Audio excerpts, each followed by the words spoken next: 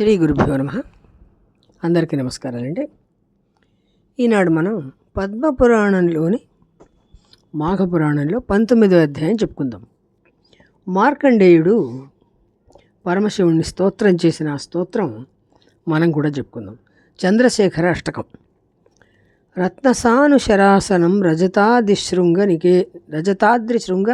నికేతనం సింజనీకృత పన్నగేశ్వరం అచ్యుతావల సాయకం క్షిప్రదగ్ధపురత్రయం త్రిదశాలయై అభివందితం చంద్రశేఖరమాశ్రయే మమ కిం కరిష్యతి వయ్యమః. పంచపాదప పుష్పగంధి పదాంబుజద్వయ శోభితం ఫాలలోచన జాత పావక దగ్ధ మన్మథ విగ్రహం భస్మదిగ్ధ కళేబరం భవనాశనం భవమవ్యయం చంద్రశేఖరమాశ్రయే మమ కింకరిష్యతి వయ్యమః. మత్తవారణ ముఖచర్మ కృతోత్తరీయ మనోహరం పంకజాసన పద్మలోచన పూజితాంఘ్రి సరోరుహం దేవసింధు తరంగశీకర సిక్త శీత జటాధరం చంద్రశేఖరమాశ్రయే మమ కిం కరిష్యతి వయ్యమః. కుండలీకృత కుండలేశ్వర కుండలం వృషవాహనం నారదాది మునీశ్వరసుత వైభవం భువనేశ్వరం అంతకాంతకం ఆశ్రితామర పాదపం త్రిగుణాత్మకం చంద్రశేఖరమాశ్రయే మమ కిం కరిష్యతి వయ్యమః. యక్షరాజసుఖం భవాక్షభుజంగహార విభూషితం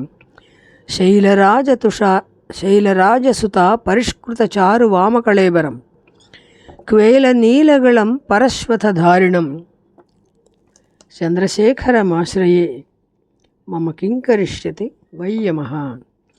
భేషజం భవరోగిణాం అఖిలాపదదామపహారిణం దక్షయజ్ఞ వినాశనం దురితాపహం త్రివిలోచనం భుక్తిముక్తిఫలప్రదం సకలాపదామపహారణం చంద్రశేఖరమాశ్రయే మమ కింకరిష్యతి వయ్యమః. భక్తవత్సలమర్చతాం విధిమక్షయం హరిదంబరం సర్వభూతపతిం పరాత్పరమప్రమేయం అనూపమం సోమవారి నభోహుతాశన సోమపాద్యఖిలాకృతిం చంద్రశేఖరమాశ్రయే మమ కిం కరిష్యతి వయ్యమః. విశ్వసృష్టివిధాయకం పునరేవ పాలన తత్పరం సంహరంతమపి ప్రపంచమశేషలోక నివాసినం క్రీడయంతమహర్నిశం గణనాథయూథ సమావృతం చంద్రశేఖరమాశ్రయే మమ కిం కరిష్యతి వయ్యమః. ఇక్కడ ఉన్నది చదివానండి. ఎక్కడైనా ప్రింట్ పొరపాటు వల్ల అంటే ముద్రణ తప్పుల వల్ల ఎక్కడైనా పదాలు గనక ముద్రితం కాకుండా ఉండి నేను చదవకపోయినట్లయితే నా తప్పుగా భావించకుండా నన్ను క్షమించండి. ఎందుకంటే ఇక్కడున్నది నేను చదివాను.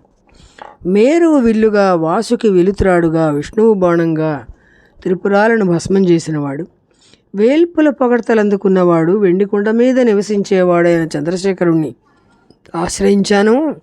యముడికి నన్నేం చేయగలడు? ఈ విధంగా స్తుతించి మహేష, ఒక కల్పాంతం వరకు ఏ వ్యాధులు లేకుండా హాయిగా జీవించే విధంగా వరం ప్రసాదించండి అని కోరగా శివుడు చిరునవ్వుతో మార్కండేయుడి శిరస్సు మీద తన కుడి చేతిని ఉంచాడు. మార్కండేయ, నీకు 7 ఆయువునివ్వాలని బ్రహ్మ అనుకున్నాడు. నీవు ఒక కల్పం ఆయువు కోరుకున్నావు. బ్రహ్మమాట నిజం చేస్తూ నీకు 7 కల్పాలు ముగిసే వరకు హాయిగా జీవించే విధంగా సుదీర్ఘాయువు ఇచ్చాను. నీవు నన్ను భక్తితో స్తుతించిన ఈ చంద్రశేఖర అష్టకాన్ని నిత్యమూ పఠించేవారు ఆధివ్యాధులు అకాల మృత్యుదోషము పోయి చిరకాలము సుఖంగా ఉంటారు అని అంతర్ధానమయ్యాడు. వెంటనే మార్కండేయుడు స్వగృహానికి వచ్చి తల్లిదండ్రులకు నమస్కరించి సర్వేశ్వరుడి వల్ల చిరంజీవత్వాన్ని వరంగా పొంది వచ్చాను అని చెప్పాడు. ఆ తల్లిదండ్రుల ఆనందానికి అవధులే లేవు. మృత్యువు నోటికి కవళమైపోయాడనే అనుకున్నారు. దివ్య తేజస్సుతో శివానుగ్రహం వల్ల చిరంజీవిగా వరం పొందవచ్చిన కుమారుణ్ణి చూసి ఇద్దరూ ఒక్కసారే కొడుకును కౌగిలించుకుని ఆనంద బాష్పాలతో తలను అభిషేకించారు. వారి శరీరాలు ఆశ్చర్యాతిశయంతో పులకరించిపోయాయి. మార్కండేయుడు మృత్యు విజేతాయి తల్లిదండ్రులను సేవిస్తూ చాలా కాలం గడిపాడు. తరువాత వాళ్ల అనుమతి పొంది తీర్థయాత్రలు చేశాడు. అనేక మాఘస్నానాలు గంగా మొదలైన నదులలో చేశాడు. భూమండలంలో మార్కండేయుడు మాఘస్నానం చేయని పుణ్యనది అంటూ ఒక్కటి కూడా లేదు. మాఘస్నానాలను మహాభక్తితో చేసిన మృకండుడికి మార్కండేయుడు వంటి అదృష్ట జాతకుడు కొడుకుగా పుట్టడం వింత కాదు. మాఘస్నాన ఫలం అలాంటిది. ఈ ఘట్టంతో మనం మార్కండేయ మాఘపురాణంలోని మార్కండేయ చరిత్ర ముగించుకున్నాము. 19వ అధ్యాయం పూర్తయింది. రేపు 20వ అధ్యాయం చెప్పుకుందాము. స్వస్తి.